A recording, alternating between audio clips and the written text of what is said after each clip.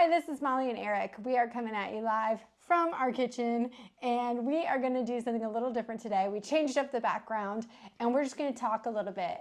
And we wanted to give an update, first of all. When we spoke on the last podcast, we were talking about how much our house sold for after we foreclosed on it or did a short sale on it.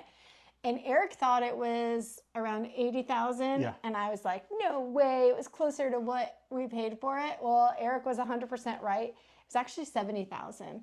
It sold for $70,000, and then it didn't sell again until 2018, and it sold for almost what we bought it for. It was around $149. $159.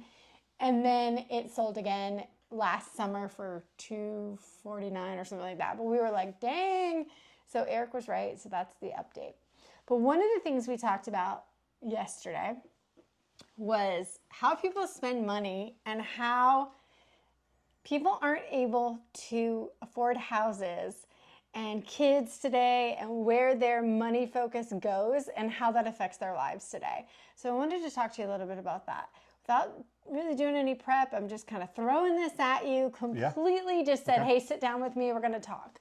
So I know we talked about how challenging it was for us and a little bit about how Ethan is looking for a house and how he's in a unique situation because he's been able to live with us for the last couple of years to save money. Mm-hmm. He's also did a trade school, which a lot of kids are starting to do more of. He went the trade school route.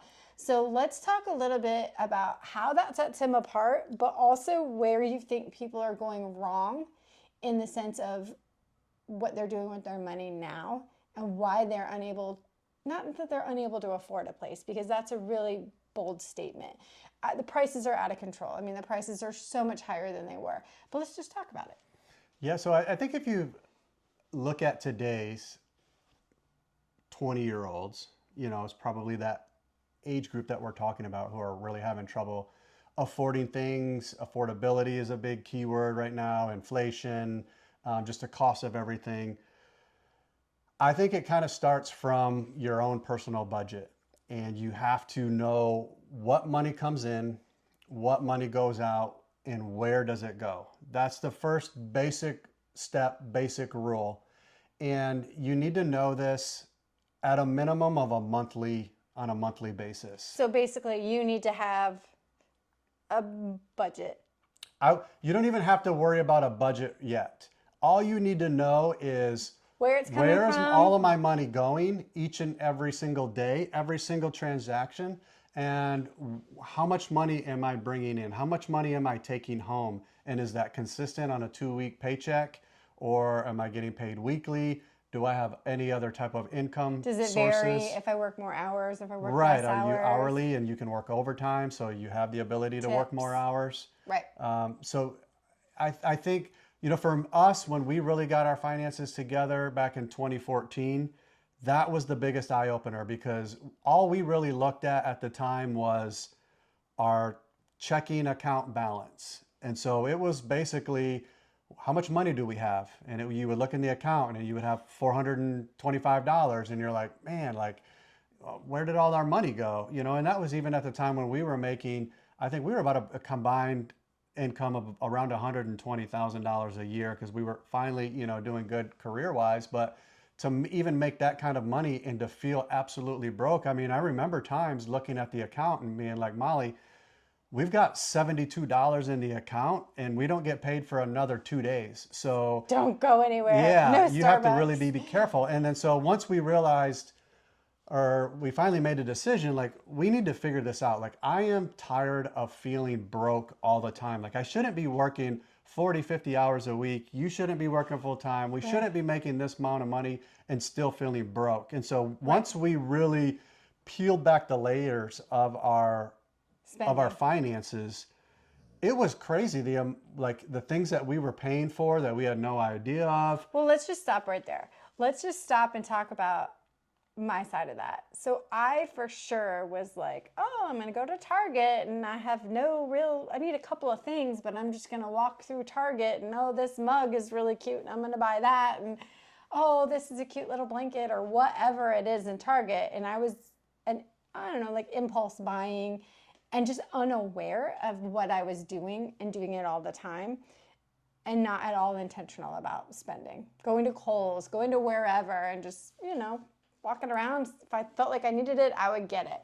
And I feel like that was a big part of this was when you say you got to know where that money's going, all of a sudden it was like, oh my gosh, how did I spend $200 at Target when I only went in to get 2 things? Yeah, you're not even a big shopper. I'm not. Like you're not. And I've gotten way better since then. Right. I am barely a shopper now at all.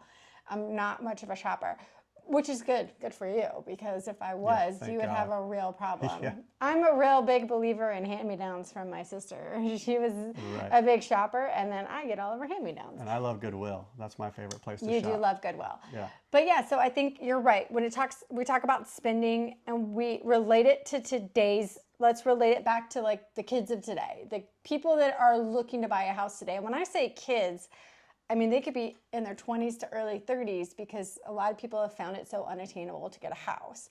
So you're saying they've got to know where their money's coming in from, where it's going.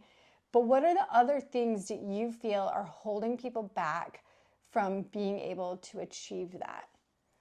Well, I think it's having a clear set goal of what it is that you want. It's easy to say, oh man, I wish I could afford to buy a house. Like, yeah, everybody does. Or everybody wishes they could buy a better house or a better car or a better vacation. But what do you really want and what do you really need? That's the big key of, okay, maybe you are making money and, or maybe you are married and you have combined incomes. What do you really need compared to what do you want? Because we all want something a little bit better, a little bit nicer.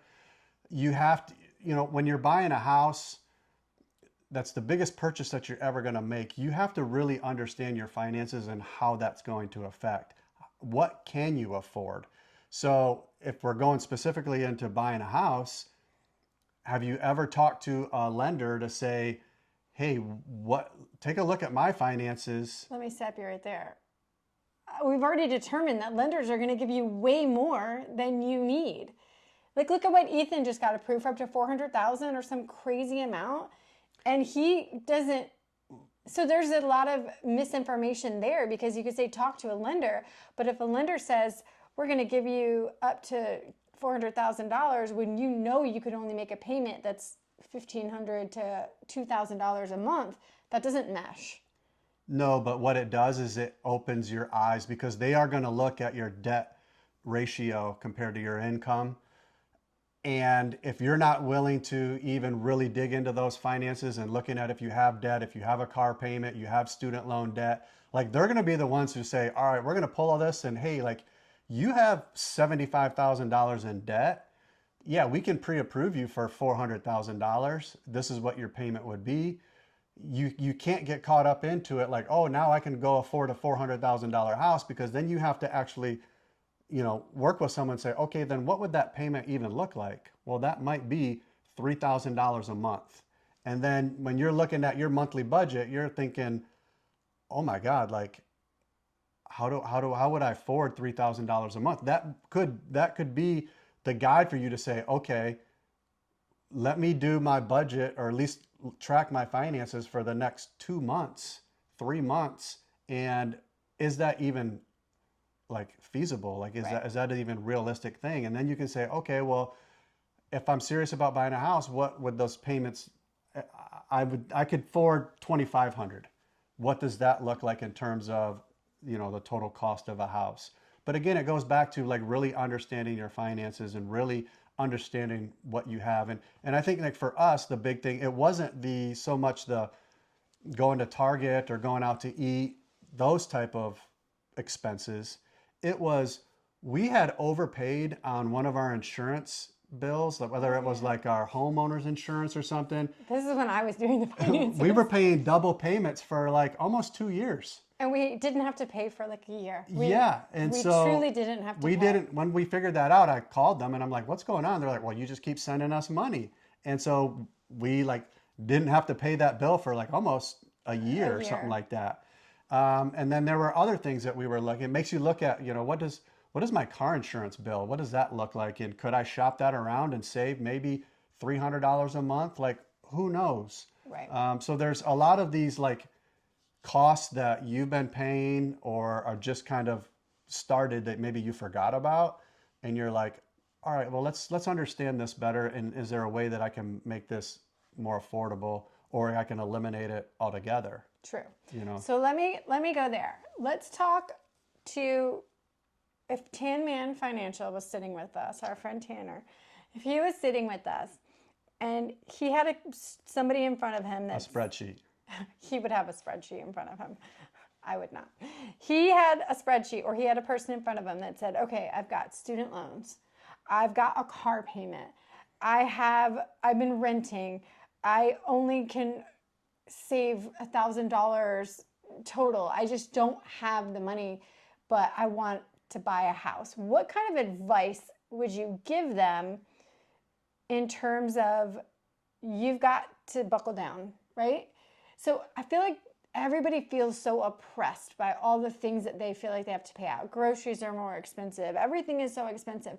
So what are the steps? I mean, obviously we did Dave Ramsey and we know like those steps, but what are the steps you would give to somebody young that feels like they're doing all the right things, but they just cannot get any money down for a down payment?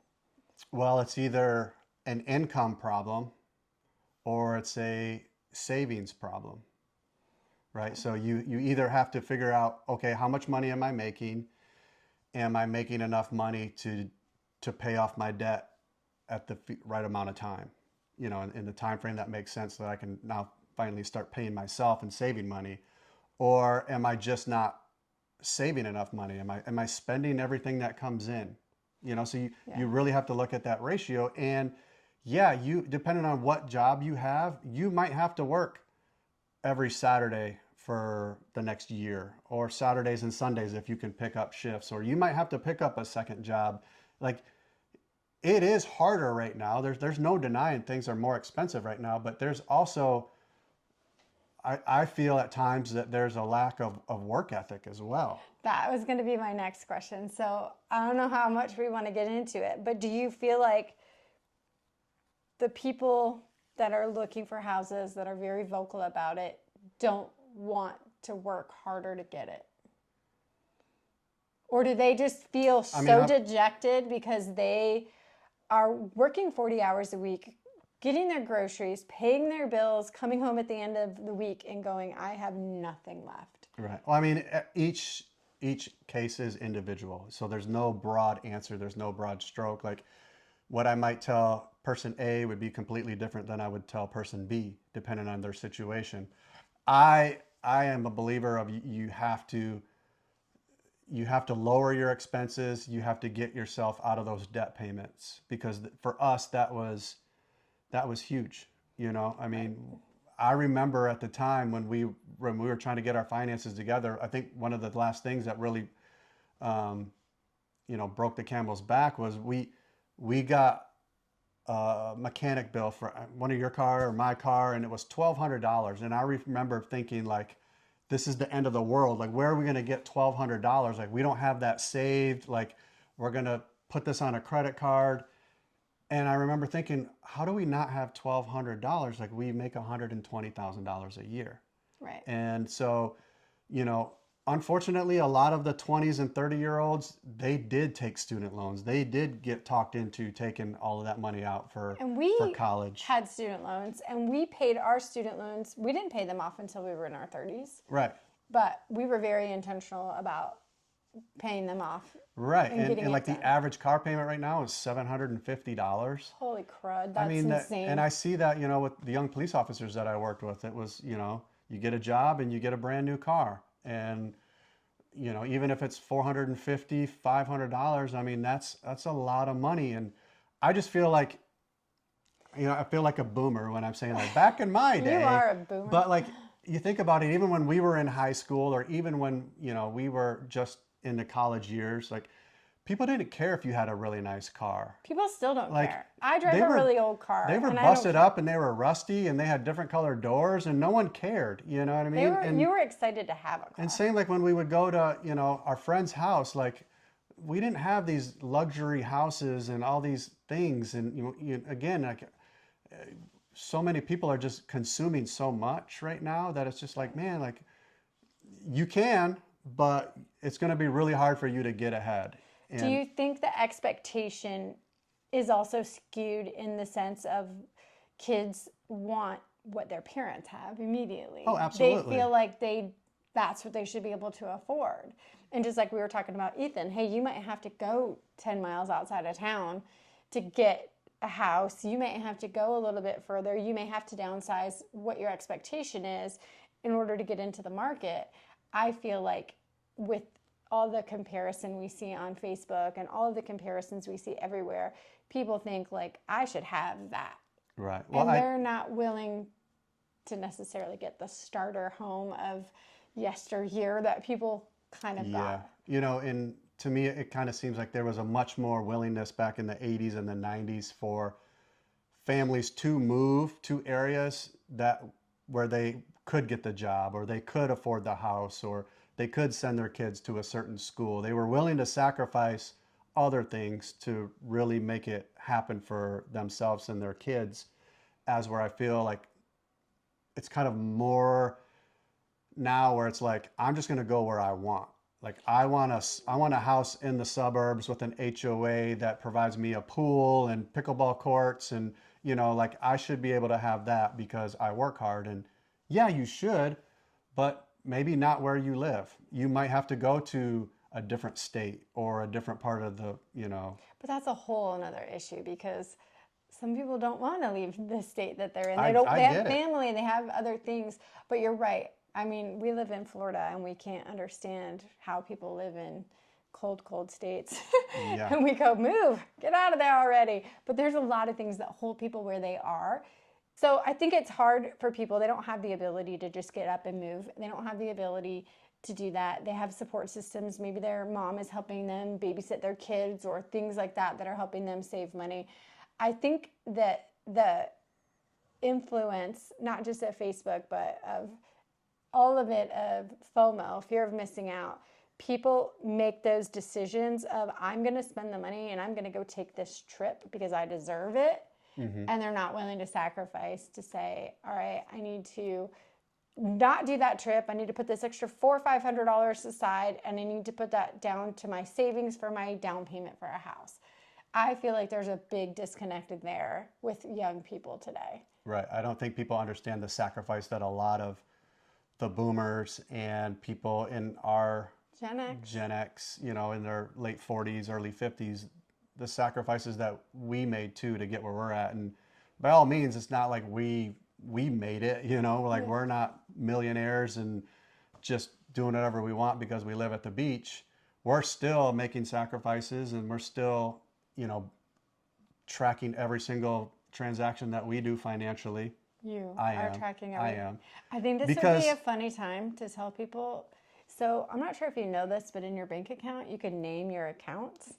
And when we started doing the Dave Ramsey thing 11 years ago, we renamed our bank account, and its name is Beans and Rice. Rice and Beans, Beans and Rice. I don't know what it is.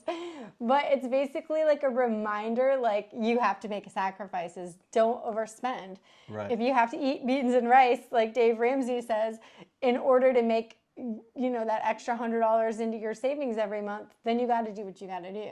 And that has remained the name on our account for years now. Yeah. And I still today, like every day that I'm out working, I'm like, I struggle. I'm like, I want to go to Starbucks and get my black coffee and my cookie, and it's like $7, I think, altogether. And it's like, do I need to spend that? I can drive home. I'll be home in 45 minutes and I can make my coffee on the Keurig. And then I know there's some kind of snack here, little things like that I still do that. I mean, I still get Starbucks and I still spend money, but I'm still very cautious on spending money because I know that for us, we're at a point now where it's like we have to get to a certain amount of money for us to be able to completely quit working or working jobs that we don't really want to work in.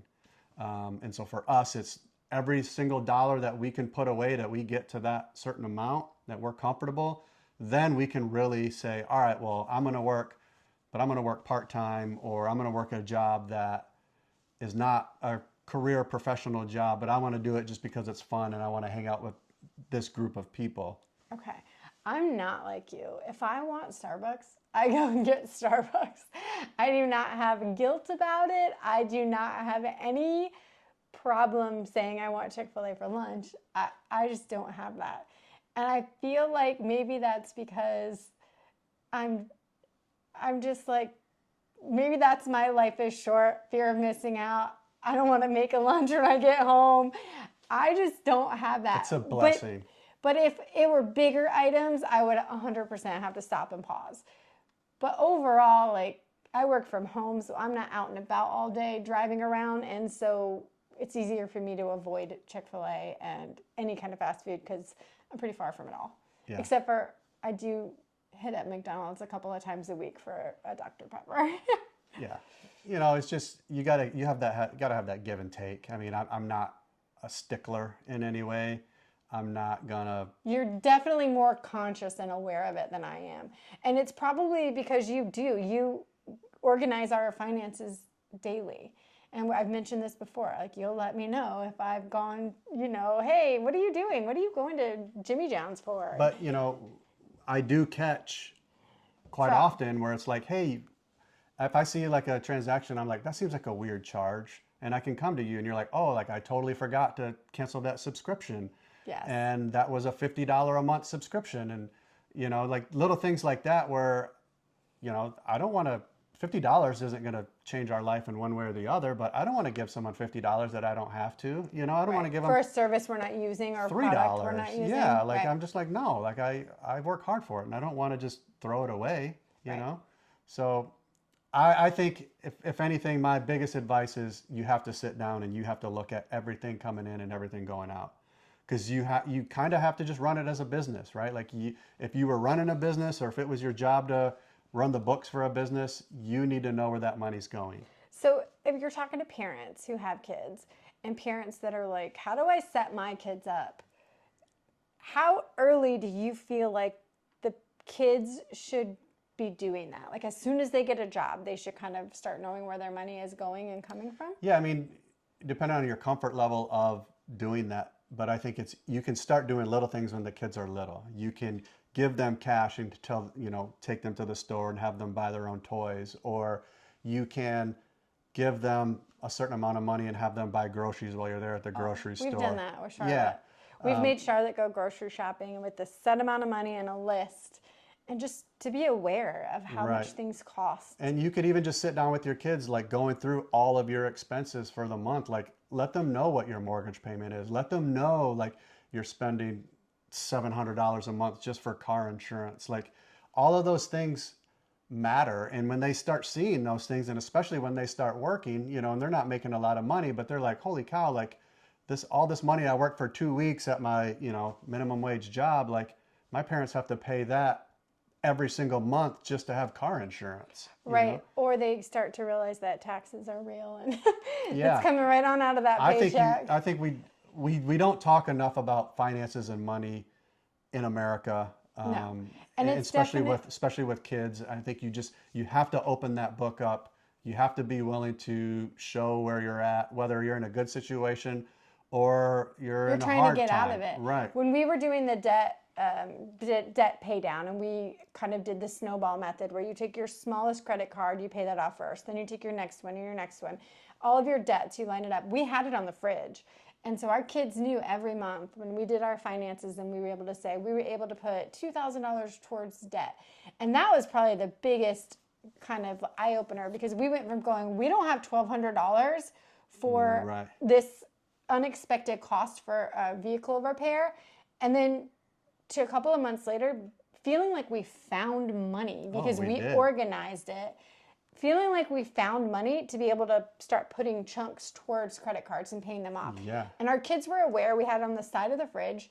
They saw it. They were excited. Like when we were getting close, they knew we had these goals. And it wasn't ever like we were like, we're not getting that for you because we're paying off the debt. I don't feel like that those words ever came out of our mouth. But it kind of became just an awareness. And I feel like people say, what's the one thing you wish you were taught in high school? And it's finances. People did not get taught finances, and they just don't have those life lessons. And so knowing where your money's coming from and going to is huge. And I don't want this podcast to turn into all about money. I promise next week we'll talk about something completely different. I promise. But I just thought it was interesting to sit down and say, hey, I know people are struggling, and I know people look at us and say, even with our story last time we talked, where we were able to buy a house and get approved, people just can't afford those. They're still making $17 an hour, but the houses aren't $159 anymore. Right. Those houses are, $400,000 or $500,000, and it's just not going to happen. And that's why it's more critical to know where every dollar's going. Right. And I think you have to also be willing to do the things that you need to do to get to that next level at work. One of the things we talked to Ethan about is he gets certified for certain techniques in his job. I don't really know his job. It's technical. And I said, this summer when you're home, you should see if you can get a level 2 certification, because that's going to open more doors for you to apply for different jobs. And those different jobs might give you more stability, give you a different experience, make more money. Every time he gets a new certification, he always gets bumped up in pay. Yeah. And so you have to be willing to maybe do that in your own life. So maybe you're not willing to go work an extra shift on a Saturday, but if you're willing to devote time to learn a new skill that will get you to where you need to be, or know what your employer is looking for at that next level up and work towards that and put in a little bit of extra time towards that, those are small things you can do also that will help you get to your goal a little bit faster. Yeah. And you have to if you want more money, you have to prioritize how to find a way to do that, whether that's with your job or some, a new job. Or a second job like delivering DoorDash, or you know what it is. We have friends that do DoorDash and they fund their vacations, and they go all over the world and all over the country and get to go see great things from just doing extra DoorDash a couple of times a week. And that's a really cool thing to be able to see that money adds up to. Yeah. I just wanted to sit down and say, we understand that the struggle is real and that not everybody has the opportunities that we have, but we just want to be encouraging about the fact that there are ways to get there. And please tune in next time, where we will not talk about money at all, I promise. Much to your dismay, we will talk about something totally different. Yeah. Sound good? Yeah. All right. Well, get out there and get it, and we will talk to you soon.